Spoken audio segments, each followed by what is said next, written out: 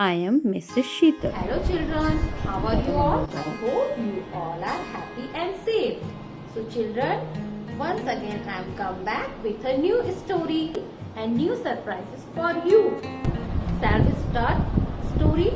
So first you think, what is the name of my story? Yes, Azi Tita. So let's start the story. ये कहानी एक lazy grasshopper और hard working एंट की है। आलसी टिड्डा और चींटियां। एक बार बहुत दिनों से बहुत तेज बारिश हो रही थी। सभी जगह पानी भर गया था। नदियों में पानी पूरा ऊपर तक आ गया था। और वहीं एक जंगल में एक चींटियों का महल था, जिसमें सभी चींटियां अपने महाराज के साथ सुरक्षित रह रही थी और वो महाराज से बातचीत कर रही थी। महाराज, बहुत दिनों से जोरदार बारिश हो रही है आजकल। हाँ, तो महाराज कहते, हाँ, कोई घबराने की बात नहीं। हमने तो बहुत सारा भोजन इकट्ठा कर रखा है, जो कि पूरे बरसात भर आप लोगों के लिए और मेरे लिए उपयुक्त होगा। यानी पूरे बरसात भर हमें भोजन मिल जाएगा। ठीक कहा महाराज, परिश्रम कभी व्यर्थ नहीं जाता। तभी गेट के पास खड़े हुए दो सिपाहियों को एक आवाज सुनाई देती है। ये आवाज एक टिड्डे की होती है। प्लीज हेल्प मी, कोई तो मेरी मदद करो। प्लीज हेल्प मी, मुझे बचा लो, नहीं तो मैं मर जाऊंगा।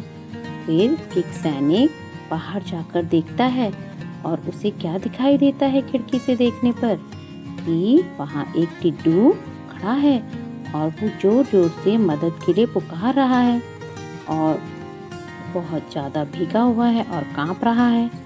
तभी वो आवाज़ महाराज को भी सुनाई देती है।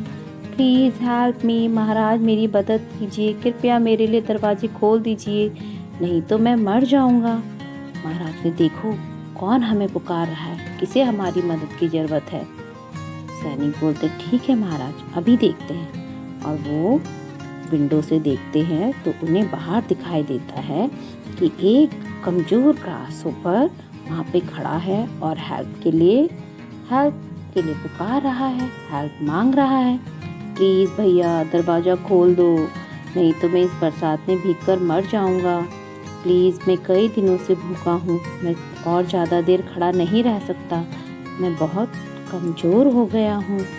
प्लीज़ मेरी हेल्प करो, मेरी हेल्प करो। महाराज, ये तो एक ग्रासहोपर है।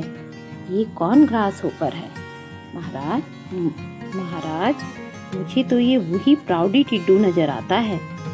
कौन प्राउडी टिड्डू? एक बार इसने हमारी मजाक उड़ाई थी, आपको याद है? It's make fun of us. Oh, ये इंसिडेंट कब हुआ? हम कहाँ थे? आप और महारानी उस समय मैसूर के पर्यटन के लिए ऐरावत बस में गए हुए थे। वो एक बहुत अच्छा दिन था। अच्छा, मुझे पूरी बात विस्तार से बताओ। ठीक है महाराज, मैं आपको पूरी बात बताता हूँ। वह गर्मियों का एक सुहाना दिन था।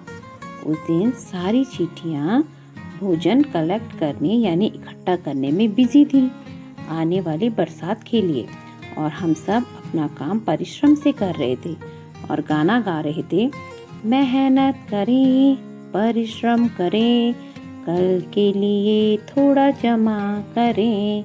मेहनत करें, परिश्रम करें, कल के लिए थोड़ा जमा करें।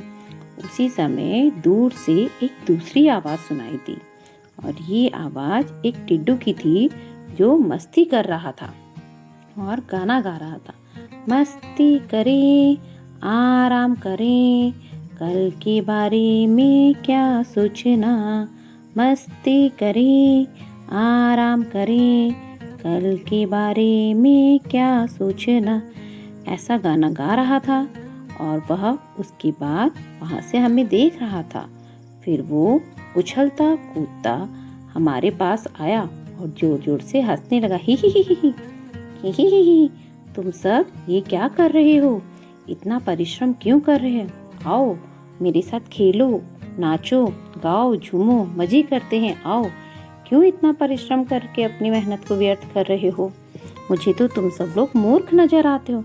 टिड्डू, यहाँ से जाओ, हमें अपना वर्क करने दो और तुम भी अपना वर्क करो। अरे, इतने अच्छे दिनों में क्यों इतना परिश्रम कर रहे हो? अभी तो भरपूर खाना है।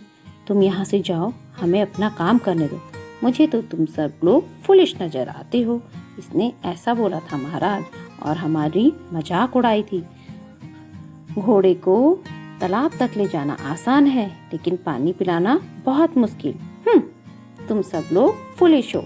और फिर अपना गाना गाने लगा।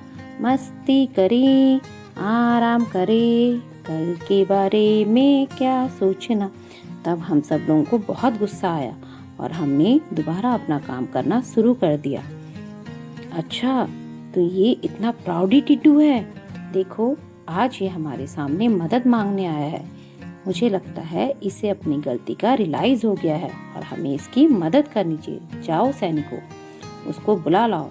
और तभी एक सैनिक टिड्डू को लेने जाता है और दूसरा जो होता है वहां से बोलता है, टिड्डू हाजिर हो, टिड्डू हाजिर हो। और टिड्डू महाराज के सामने आता है, कांपता हुआ, फीका सा, लड़खड़ाता हुआ।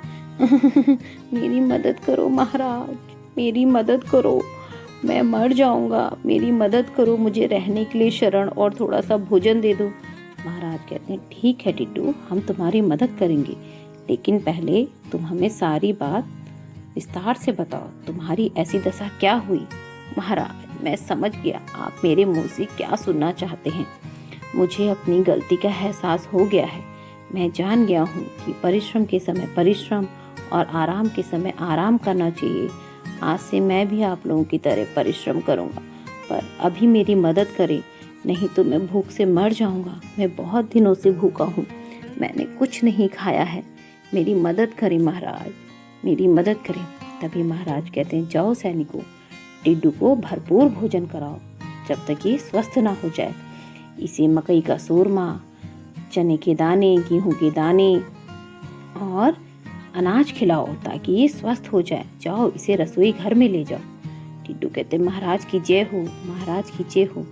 तभी वहां से एक छोटी सी चींटी हाथ में एक मकई का दाना लेके आती है और टिड्डू को वो बात याद आती है कि उस दिन उसने चींटियों की मजाक उड़ा के उस दाने को कैसे फेंक दिया था।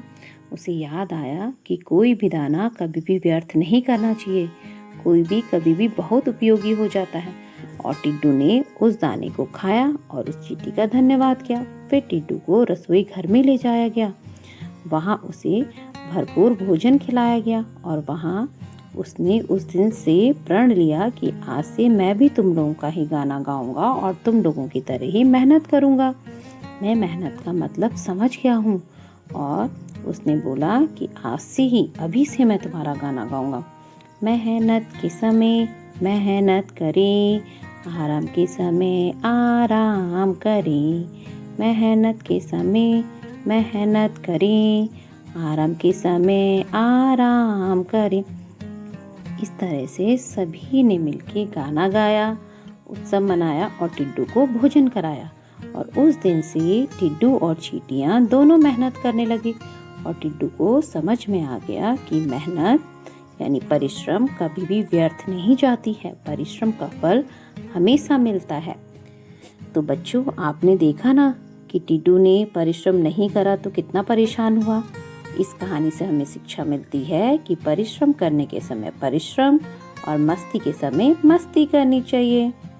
Moral of the story: work hard today and time will pay your reward. Bye children, stay home and stay safe. Thanks for watching.